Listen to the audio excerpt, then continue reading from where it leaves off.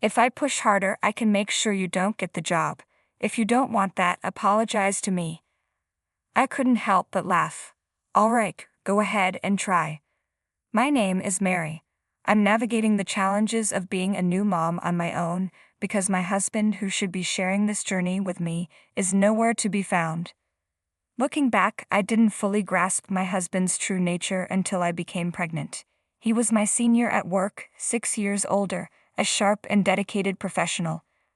When he became my supervisor, he was always calm and kind. As we grew closer, our relationship blossomed into marriage. I was just beginning my career when I fell in love with my husband.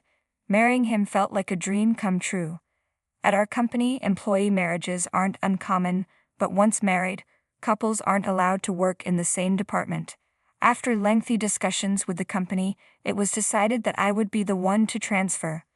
I had earned my patent attorney license while still in college, a feat known to be quite challenging, so I was hired as an in-house patent attorney at the head office.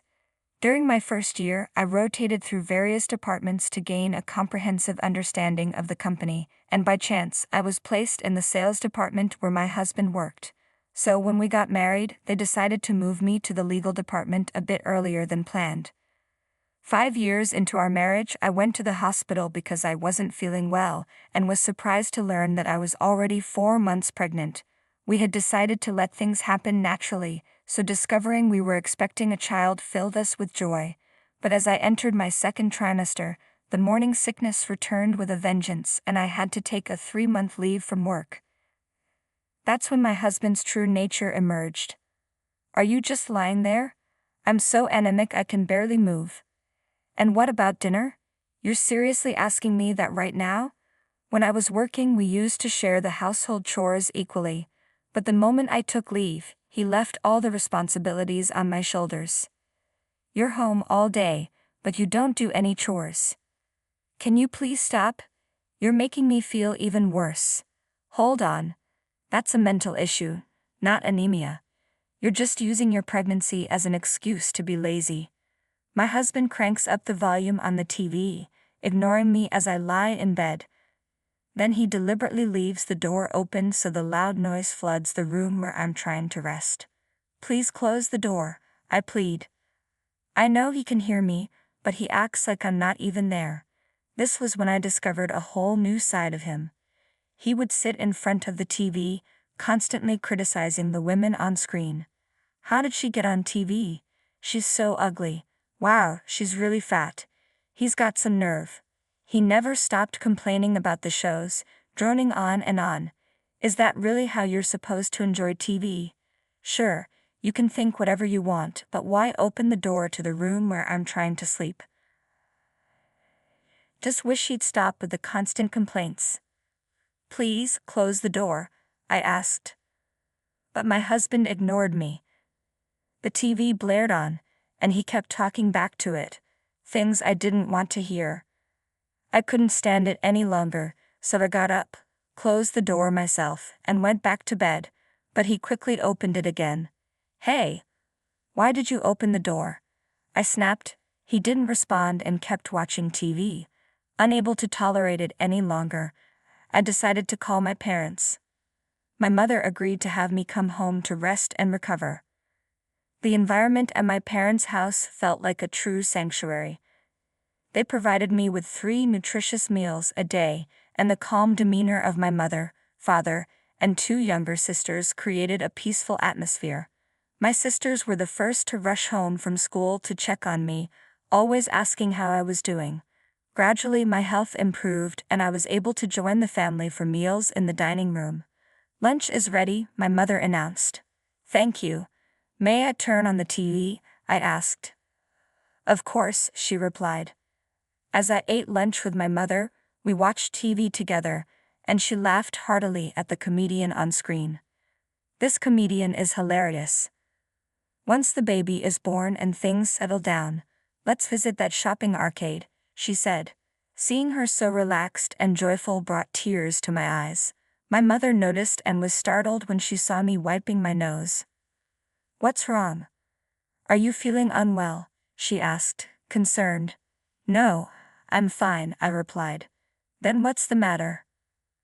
I'm not happy living with Nico, I admitted. Oh. Why is that? I confided in my mother about everything that had been happening. She listened intently and accepted my feelings without judgment. So he really does that on purpose. He opens the door to your room, even though it's loud, and then when you close it he just opens it again. And he's constantly complaining about the TV. I can't believe it, she said with a mix of surprise and concern. I used to laugh along with him when we watched TV together. That's the problem. You're right. With the baby on the way, I can't imagine him behaving like this around the child. Well, I think you need to have a serious talk with him. I don't want to see him anymore, I said firmly. Mary, you're going to be a mother now. You can't just cut him out of your life like that. You have a child to think about. You're right, I conceded. For the sake of my child, I decided I needed to have a serious conversation with my husband. Feeling much better, I took a 2-month leave of absence and returned to work.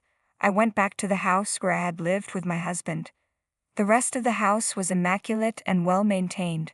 He seemed to be managing well on his own, but the smell in the air was unpleasant. I wondered if it was just my heightened sense of smell during pregnancy. When I opened the door to my room, I was shocked. It was in a terrible state, almost like a dump. The smell was coming from this mess. It looked as though he had been eating in there. Unwashed dishes and garbage were strewn across the floor. Just then my husband came home. What, you're back? He asked, surprised.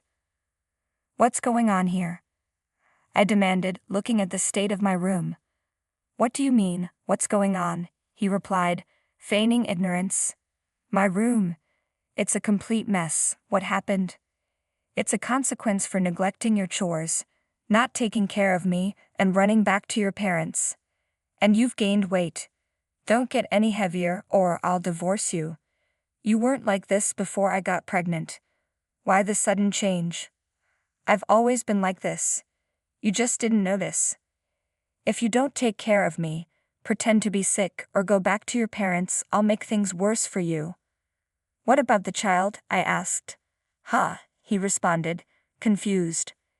If we prioritize our child, then you should start taking better care of yourself. That's how it's supposed to be when the child is still small. You're being ridiculous. I come first. Don't you understand? The child comes second. Now, get up and make dinner. I'm going to stay at my parents' house, I said firmly. Oh, that's fine. I'll just find another way to punish you later, he replied dismissively. In the end, we couldn't resolve anything, and I decided it was time to divorce my husband. I returned to my parents' house to talk things over with them. Didn't expect things to get this bad, I said. What can I say? He's a twisted piece of work, my mother replied. He's a complete scumbag, my father added. No, he's a real scumbag, my mother corrected. What are you all talking about? I asked, a bit bewildered. My family's support brought me comfort. My baby and I were well taken care of, and we received a warm welcome from them. As time passed, I gave birth to a healthy baby boy. Although my parental leave was supposed to last a year, with my mother's help, I returned to work 6 months after giving birth. Everything I do is for the sake of my son. I'm determined to work hard and provide for him. On my day off, I went to my husband's house to finalize the divorce. When he saw me, he smirked and waved the divorce papers in front of me. I'm divorcing you, a fat wife like you. Here are the papers, he taunted. Oh, I'm glad you're so prompt. You can just sign them now, I said. As I reached for the papers, my husband quickly crumpled them up. What are you doing? I demanded. Hold on. You need to hear my side of the story first. What do you mean? Just listen to me. Look at me, he insisted. No, you said you're divorcing me. I heard you. Now go ahead and finalize it. You think you can't survive without me. I've managed perfectly well without you for the past 6 months. In fact, it's been quite peaceful. I'm a salesman, he said. So, I'm the one who brings in business for the company. That's why you all have jobs. Are you serious? A company is only as good as its salespeople. Show me some respect, he insisted. Just sign the divorce papers, I said firmly. I pulled the divorce papers from my bag, but my husband tried to rip them up and throw them away. What do you think will happen if you destroy them? I asked. His hand paused. I then took out a voice recorder and my phone from my bag. I recorded our entire conversation, I said. He reached out and took the voice recorder from me. The phone is connected to my colleague, I said. Even if you tear up the divorce papers or delete the recordings, my colleagues are hearing everything. If you don't sign these papers now, I'll have my colleagues file a complaint with the sales department. So, what's it going to be? Sign them, or tear them up? My husband, clearly realizing the seriousness of the situation, nodded and began filling out the divorce papers. I don't want any alimony or child support. Just stay away from us, I said. All right, I've signed the papers, he replied. I quickly left the house. Thanks, Mom, I said into the phone. It's all right. Just head to the city office, she advised. My phone was connected to my mother, and I was relieved that he hadn't discovered my deception. Although I could have enlisted help from my colleagues, I couldn't involve the company in this personal matter, no matter how much of a jerk he had been. The company was crucial to both of us, but he rendered my final gesture of mercy meaningless. After the divorce was finalized, my ex-husband took advantage of the situation to spread damaging rumors about me. He painted me as a terrible wife and a moral harasser, using every means to launch a negative campaign against me. Despite his attacks, I chose to remain silent and didn't engage with his accusations. They say a mother is a strong woman. For the sake of my child, I stood my ground despite the circumstances. I had done nothing wrong except be blind to my ex-husband's true nature. Unfortunately, sympathy for him began to surface among the sales department at the company. I was washing my cup in the hot water supply room when I heard my ex-husband's voice behind me. Hey. And around, puzzled. What? Why are you here? He asked, somewhat annoyed. I came to see you, I replied. Actually, you don't need to. You're in a lot of trouble right now. What do you mean? You're the one everyone's talking about. You're the bad guy now. I don't understand what you're saying. Just don't act so tough. You're the talk of the company. All right, I said, trying to process his words. My ex-husband probably thought I was feeling defeated, but I wasn't about to let him off the hook. I have work to do, so I'll be going now, I said, turning to leave. As I tried to exit the hot water supply room, my ex stepped into my path. That's what happens when you cross me, he said, his tone menacing. What exactly are you implying? I asked, not backing down. His irritation grew as he realized I wasn't reacting the way he expected. That's why you're getting a bad reputation around the company. And? You're in trouble, aren't you? No, not at all, I replied calmly. If I use my influence, I could even prevent you from getting the job. Apologize to me if you don't want that to happen, he threatened. Couldn't help but laugh. Go ahead, I said, unbothered. Do you even know what I do? Only people in the development department would have that knowledge. I'm a patent attorney. How could a sales manager like you possibly interfere with my work? Our fields are completely unrelated. Are you suggesting you can influence a patent decision by talking to me? You'll never get anywhere with that approach. If you're applying for a patent, make sure you don't deal with me. Enraged, my ex-husband snatched my cup from my hand and raised it, ready to strike. I braced myself, quickly closing my eyes. That's enough. An unfamiliar voice interrupted. When I opened my eyes, I saw the general sales manager and the general manager restraining my ex-husband.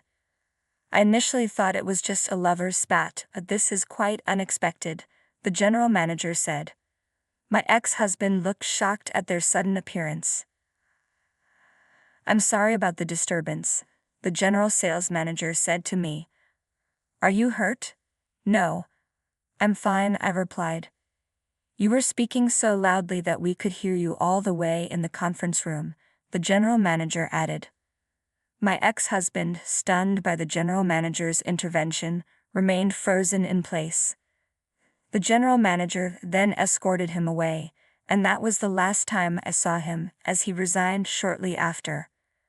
Adjacent to the hot water supply room where the confrontation took place was a conference room. This room hosted regular meetings attended by the general manager, the sales manager, the deputy general manager of the legal department, and department heads, along with top salespeople. During the meeting, my ex-husband's angry outburst was clearly audible. His public outburst and abusive behavior exposed his true nature. He had previously portrayed me as a moral harasser and a terrible wife, but the tables turned and he was revealed as a violent and power-hungry individual. His inability to handle the situation and the mercy I had shown him were ultimately destroyed by his own actions. In the end, he got exactly what he deserved. I no longer know what became of my ex-husband, nor do I care. I'm simply relieved to have him out of my life. Truth has a way of revealing itself eventually, and with him gone, the source of my stress has vanished. Now I'm determined to focus on my work and strive to be a mother my son can be proud of. Reflecting on it, I wonder what my ex-husband's true intentions were. It all seems so meaningless in hindsight. Nevertheless, I'm grateful that Mary is thriving.